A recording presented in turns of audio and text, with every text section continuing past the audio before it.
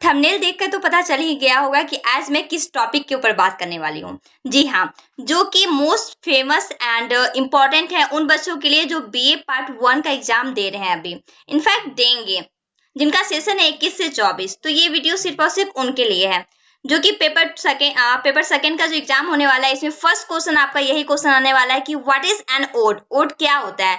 So your acquaintance any one of your syllabus. Syllabus से किसी एक क्वेश्चन का आपको देना है जो कि ओड हो, जिसे ओड कहलाता है। तो चलिए जानते हैं कि कैसे आपको उस क्वेश्चन को डील करना है, कैसे आप उस क्वेश्चन का आंसर लिखेंगे एग्जाम में। इनफैक्ट मैं नोट्स भी सेंड करूंगी but after in the video. So let's start. आपका जो क्वेश्चन पूछा जाता है वो क्वेश्चन पूछा जाता है what is an ode. Ode क्या है? So your acquaintance with any one of the odes prescribed for you. आपको ओड क्या है पहले ये बताना है, उसके बाद आपको ये बताना है कि आपके जो सिलेबस है ना उसमें से जो भी ओड पोएम होगा तो आप उसको डिस्क्राइब कीजिए कि इसको ओड कैसे कहा जाता है। तो सबसे पहली बात कि ओड क्या होता है, ये क्वेश्चन मोस्ट इंपॉर्टेंट है उन बच्चों के लिए जो इस बार एग्जाम दे रहे हैं, जिनका सेशन 21 से 24 है। तो आप लिखेंगे कैसे वो मैं आपको बताती हूँ। पहले आपको ओड को डिफाइन करना होगा। वो ओड को डिफाइन करेंगे आप। Ode is a short lyric poem that praises an individual, an idea और एन इवेंट। ओड क्या है ना, शॉर्ट लिरिक पोएम है। वो क्या कहता है? प्रशंसा करता है किसी भी आइडिया का, किसी भी इवेंट का, मतलब घटना का। जनरली अगर मैं आपको बता दूं कि ओड होता क्या है, ओड में क्या करते हैं कवि, इनफैक्ट कोई भी किसी चीज की प्रशंसा करते हैं, चाहे वो कोई भी चीज हो सकता है, कोई भी इंसान हो सकता है, किसी भी चीज का प्रशंसा करना ही ओड कहलाता है। इन एंशियंट टाइम्स, प्राचीन काल में, odds were originally accompanied by music. Odes are often ceremonial and formal in turn. पहले क्या होता था ना, ओड को जो यूज किया जाता था वो किया जाता था म्यूजिक के सेंस में, म्यूजिक डाल करके जो बताया जाता था उसे ही ओड कहा जाता था। An ode is a kind of poem usually praising something. Ode क्या है? एक पोएम का प्रकार है। जिस तरह सोनेट एक पोएम का प्रकार है, as the same way ode भी एक पोएम का प्रकार है। अब famous example is John Keats. John Keats बहुत ज्यादा पॉपुलर है ओड के सिलसिले में। Ode on a Grecian urn, जो कि आपको पार्ट 1 में पढ़ना पड़ेगा। Apparently Keats was really into the ruins. Ode on a Grecian urn में आप जानेंगे कि कैसे जॉन कीट्स प्रशंसा कर रहे होते हैं, और odd on a Grecian earn कैसे एक ओड कहा जाता है। मतलब जॉन कीट्स के द्वारा दिया गया बहुत मोस्टली पॉपुलर होते हैं, जैसे ओड टू ऑटम जो 12th में पढ़ने को मिला होगा, और पार्ट 1 में आपका odd on a Grecian earn है। तो इनके द्वारा काफी चीज ओड से रिलेटेड होती है, तो इसी वजह से ये फेमस एग्जाम्पल में आते हैं जॉन कीट्स। उसके बाद आपको लिखना है the word ode comes from a Greek word. Ode जो है ना वो ग्रीक वर्ड से आया है, एसिडियन, जिसका कहाँ से आया है? एसिडियन वर्ड से आया है, विच मीन्स टू सिंग और to chant for song like a song.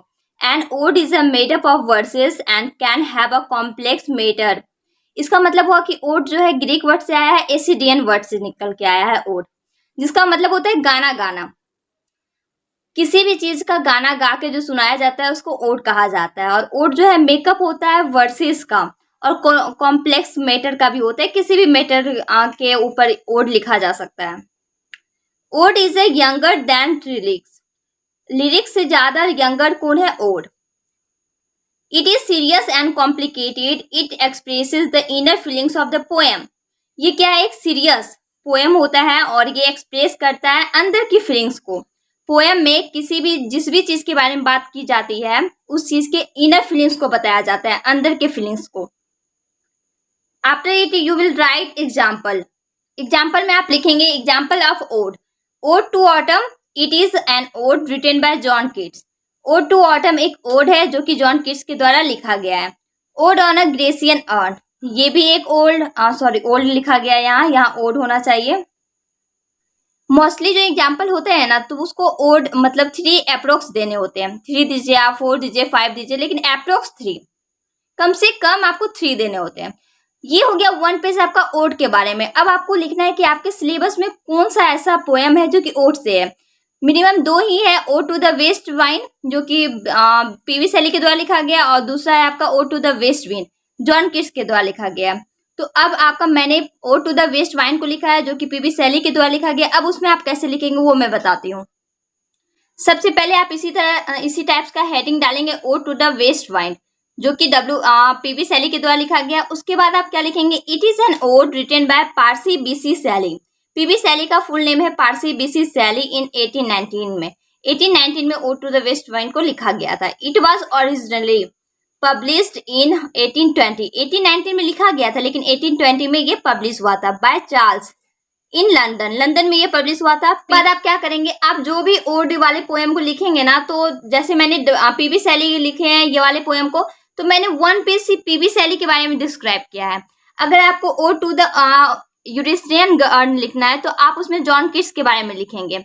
मतलब जो भी पोएम है उसके राइटर के बारे में अप्रोक्स वन पेज लिखना है। उसके बाद ode to the west wind में क्या हुआ, उस पोएम में क्या हुआ वो लिखना है आपको। तो ये मैं आपको पीडीएफ दे देती हूँ, सेंड कर देती हूँ। इनफैक्ट यूँ कहा जाए कि मैं आपको पीडीएफ अपलोड कर देती हूँ, क्योंकि पार्ट 1 में पेपर 2 में वेरी वेरी इंपॉर्टेंट है। ये फर्स्ट क्वेश्चन आपका यही आने वाला है, तो इसको तैयारी करना बेहद जरूरी है। तो मैं आपको पीडीएफ अभी जस्ट सेंड करती हूँ। तो thank you so much for watching my channel, और वहां से आप देख लीजिए कि कैसे लिखा जाता है, कैसे लिखना होता है। मैंने तो ode to the west wind को लिखा है। अगर आप चाहते हैं तो ode to the Grecian urn भी लिख सकते हैं।